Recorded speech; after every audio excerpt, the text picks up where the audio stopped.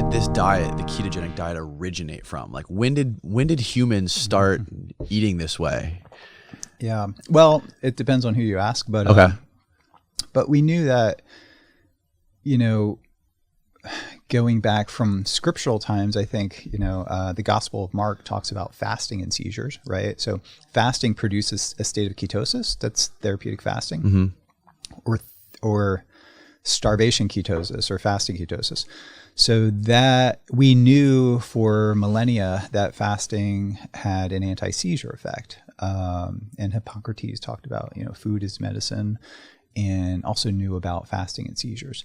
But it really, and some people will argue the ketogenic diet came at this point, but it was really the Mayo Clinic in the 1920s, 2021, 22, where Wilder and colleagues really, they understood that fasting produced these ketone bodies in the blood, and that if you took a diet and gave almost pure fat with just a little bit of protein, so enough protein to prevent protein malnutrition, and the patient ate that diet, their corresponding hormones like insulin and biomarkers or blood metabolites like glucose and most importantly, it's ketone bodies, were shifted in a direction that looked like fasting, even though it was eucaloric, which means you can't fast. You can only fast for so long, to control your seizures. But if you follow a ketogenic diet, you're getting all the calories that you need for energy and enough protein to maintain body tissues and function and to prevent protein starvation. We do not need carbohydrates. There's essential amino acids from protein and essential fatty acids from fats. There's no essential sugars, carbohydrates. Okay. So we could eat a diet that completely eliminates carbohydrates and feed that diet with a macronutrient ratio, which means fat to protein to carbs being almost non-existent.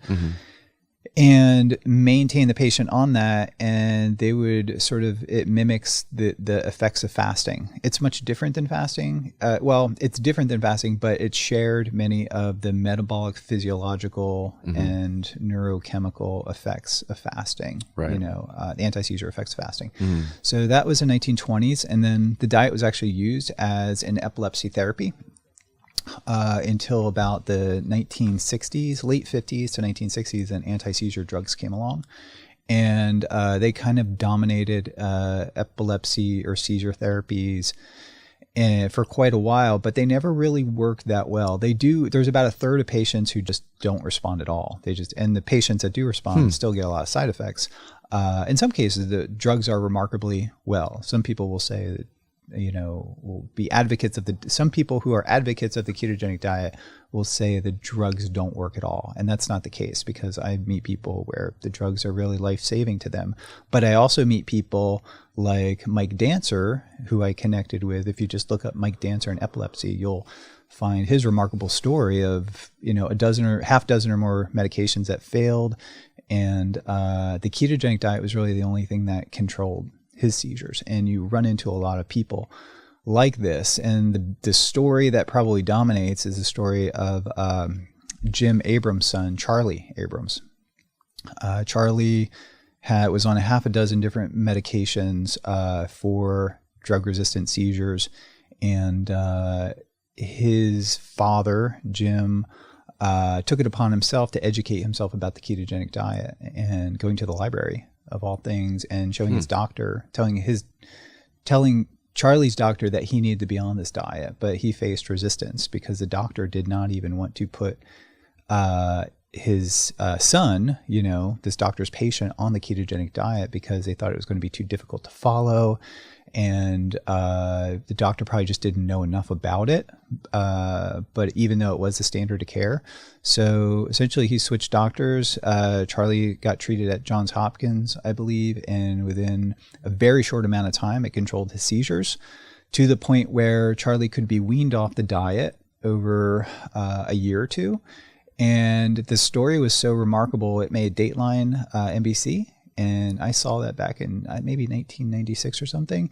And Jim Abrams was friends with Meryl Streep. So Meryl Streep did a movie about the ketogenic diet called First Do No Harm. And it was the Charlie Foundation and this movie First Do No Harm, which really got me motivated. I sent like all these links to my program manager at the time, and I connected with the leading scientists, including Dr. Jung Roh, who was at the Barrow Neurological Institute at the time, treating patients and also doing science. So it was a combination of things in the media, personal stories, people that I knew, and I think most importantly, I mean, there was really solid PubMed, peer-reviewed academic research supporting this therapy. It was working as an anti-seizure effect because it made the brain work better. So Right. I knew it had implications for other things, but nobody else was really looking at these other things. So actually, one of the first experiments that we did was actually a mouse model of Alzheimer's disease. We started the intervention, the ketogenic diet intervention, kind of after these mice sort of have the Alzheimer's pathology, which is these amyloid plaques, toxic plaques form. And once that happens, it's hard to reverse. But our studies did not show it was therapeutic in the realm of preventing Alzheimer's disease, because these mouse models really are not very well suited to study the disease. But we did see an increase in motor performance. So they would run faster and farther on like a treadmill device we call a rotorod.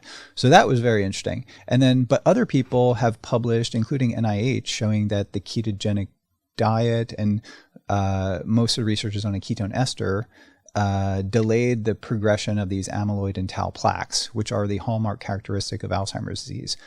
But I believe they got ketone levels higher and they started the intervention a little bit early. So the take-home message is that if you have are predisposed to Alzheimer's disease, you want to it would be prudent to start the intervention early, and that could be a diet, that could be supplementation. What is the plaque that you mentioned, and how does that plaque bring on Alzheimer's? Yeah, really good question. This is like there's amyloid beta plaques and tau plaques, and the etiology of this tauopathy or amyloid plaque accumulation, the reason for it happening is a academic question that has not been sufficiently answered yet. And it's very ambiguous how these things develop.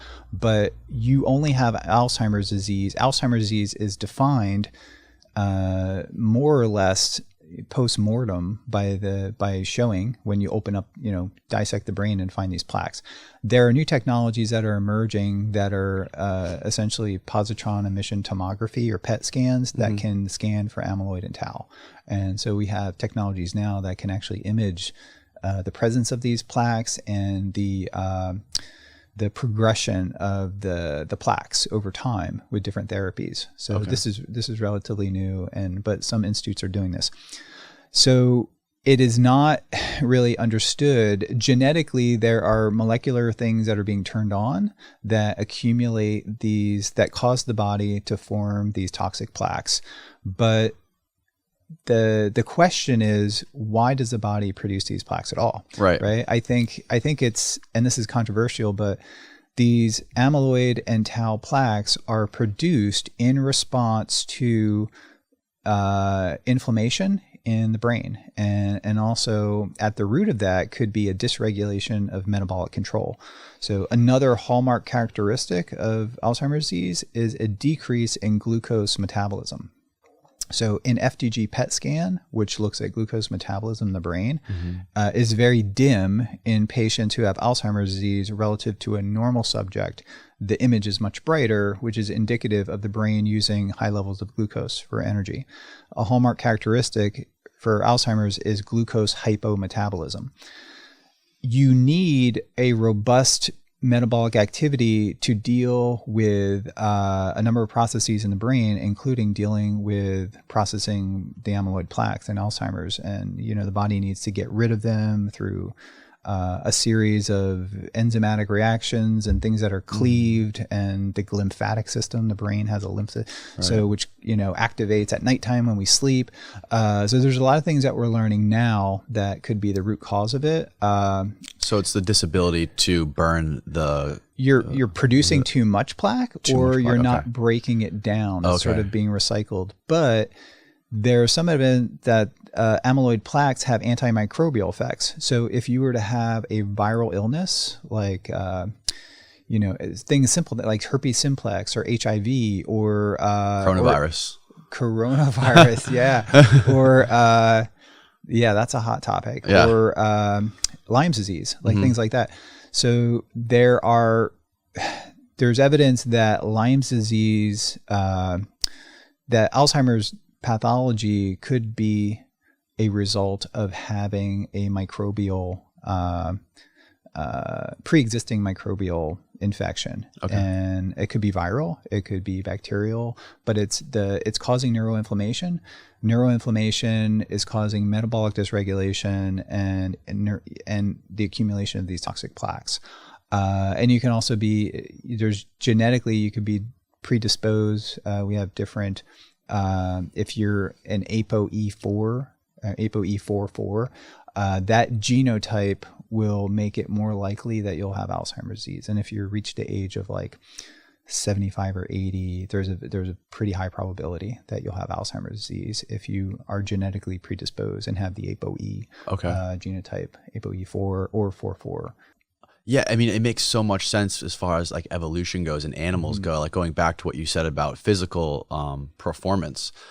If you think of like an animal who hasn't eaten in 2 weeks, right? It has to have that extra boost of energy to be able to catch its prey and to eat, and having those ketone bodies, I guess, in their blood really does affect them that way. Well, if I guess put it another way, like if an animal is in a starvation state and could not readily use ketone bodies for fuel or be able to function, from a cognitive or mental, point of view or physical point of view in a mildly hypoglycemic state and not have robust access to its body fat and then the ketones that are produced from that, they would not be able to forage and catch their prey, so they would not survive. So evolution would not favor individuals, animals that did not keto adapt, we say, over time. So I think there's a pretty big component to that. But I think our modern lifestyle, the foods we eat, our maybe lack of activity,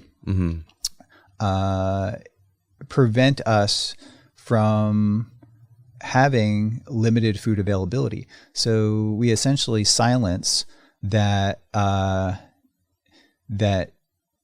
gene program that would otherwise be activated in the face of short-term fasting or long-term fasting. So when we fast, not only does it completely change our metabolic physiology, it changes our brain chemistry, the neuropharmacology of the brain, but it also activates genes. So we say it has an epigenetic effect. And we have pretty good evidence now that once those gene pathways are activated, it can enhance ketolytic enzymes, which are enzymes that allow ketones to be used as energy, ketogenic enzymes in the liver that can allow a robust production of ketones under certain states. And then the transport of these ketone bodies, which are through these things called the monocarboxylic acid transporters, like the transporter proteins get upregulated pretty robustly when you fast a person or when you put them on a ketogenic diet. And then if they go off the diet completely and then go back on again, they enter into a state of ketosis much faster. So there's some animal data that suggests that, and of course data in people. So the more you do it, the easier it gets, and maybe the more benefits you derive from it too. And I think that is supported in the literature now, and also and it kind of lends to this idea of metabolic flexibility. So if we're on a carbohydrate-based eating program and we're eating carbohydrates continuously throughout the day with small meals, and we never restrict it, then we never are making our body flexible to using other types of macronutrients. So one thing about humans is that we are remarkably adaptable, and we are true omnivores. Whether you believe in the carnivore diet, or the vegan diet, plant-based diet, I think the truth is that humans have evolved and survived and do so well because of their omnivorous capacity, and we can do fine off eating meat and meat only. But is it optimal? I don't think so. We can live and survive off eating a vegan diet. Is it optimal? I don't think so. Okay. So the optimal diet is the omnivore diet. So whether both sides want to agree to that or not, but it's a hot topic.